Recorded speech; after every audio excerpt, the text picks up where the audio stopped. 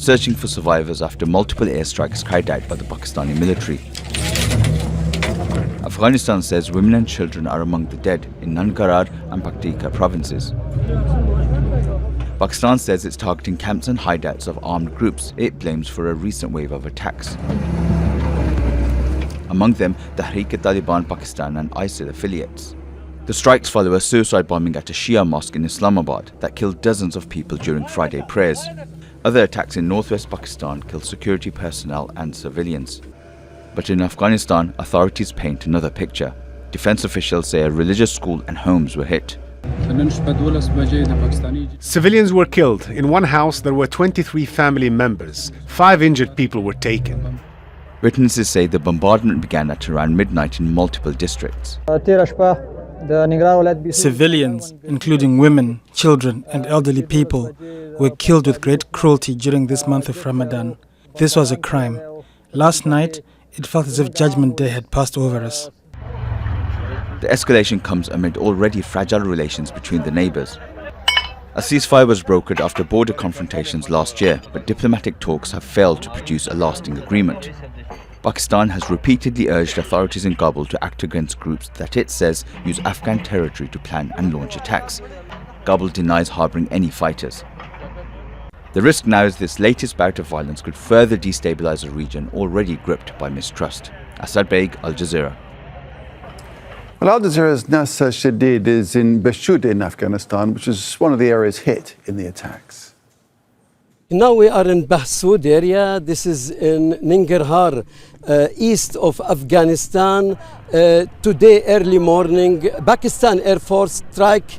They attacked this house. There is 17 killed after this attack, and still they are searching for 6 bodies.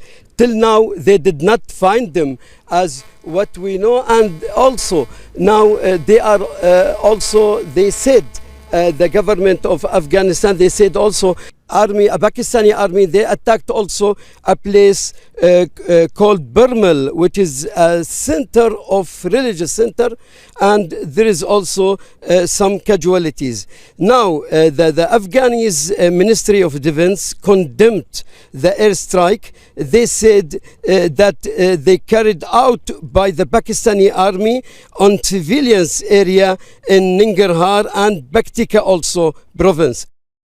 OK, let's speak now to Hamid Hakimi, who's a non-resident senior fellow at the Atlantic Council South Asia Centre. Joins us now from Cambridge. Mr. Hakimi, welcome to Al Jazeera. Thank you for joining us.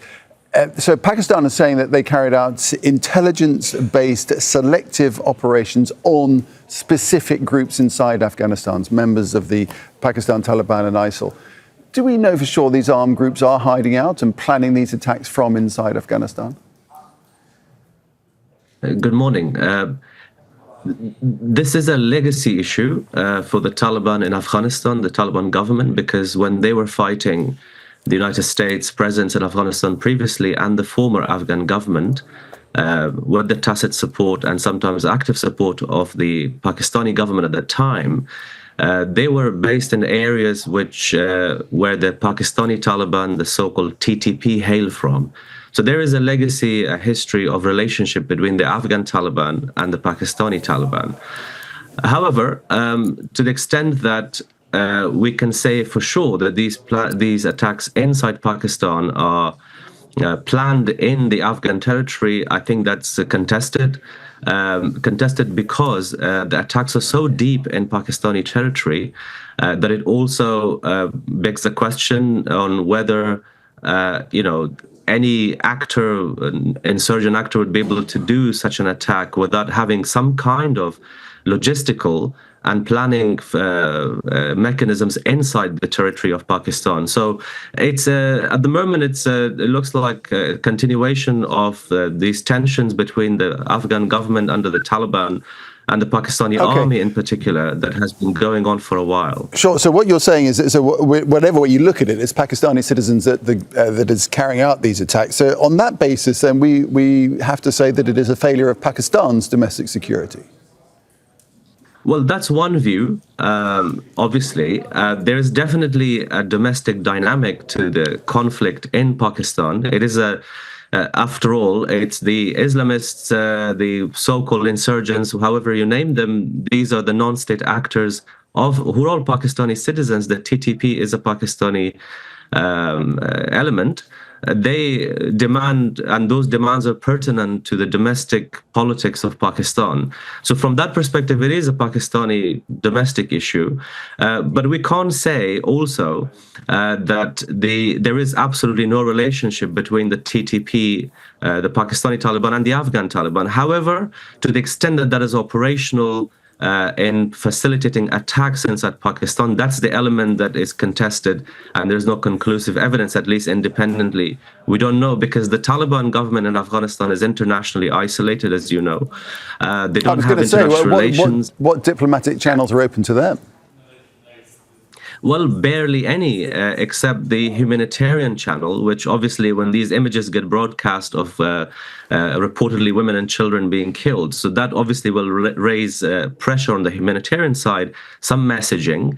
But Pakistan definitely holds militarily and politically the upper hand here, not least with their recent better relationship seemingly with the Trump administration. So Pakistan is a powerful country militarily compared to Afghanistan, and it feels that it can carry out these attacks without much backlash, because Taliban are isolated internationally, socioeconomically they're under pressure, and domestically the Taliban government also have challenges. However, the irony is that the more these attacks continue from Pakistan, this will galvanize support domestically for the Taliban in Afghanistan, because the Afghan people do not want to be attacked. That's a natural reaction. So on the basis of that, government. I was just going to say, on the basis of that and everything you're saying, how do we now assess the potential for this to escalate further, given that the ceasefire agreement, well, it now seems to be over, doesn't it? Well, the ceasefire was shaky from the beginning. However, Qatar mediation did help. And I think the mediation really needs to kick off. It needs to bring in the sides together. It will be difficult. However, as far as the Afghan Taliban are concerned, they have very limited options to retaliate. And if any attacks further inside Pakistan is perceived by the Pakistani military as having been planned in Afghanistan by the TTP or other elements, they will unfortunately likely continue to retaliate militarily in the way that we've seen this morning. So it's really high time and very, very important for the regional mediators to kick in, bring these sides together and de-escalate. Hamid Hakimi, good to get your analysis. Appreciate that. Thank you, sir. Thank you. Don't miss out and get the full picture. Subscribe to Al Jazeera for reliable news and expert insights. Like, share, stay ahead.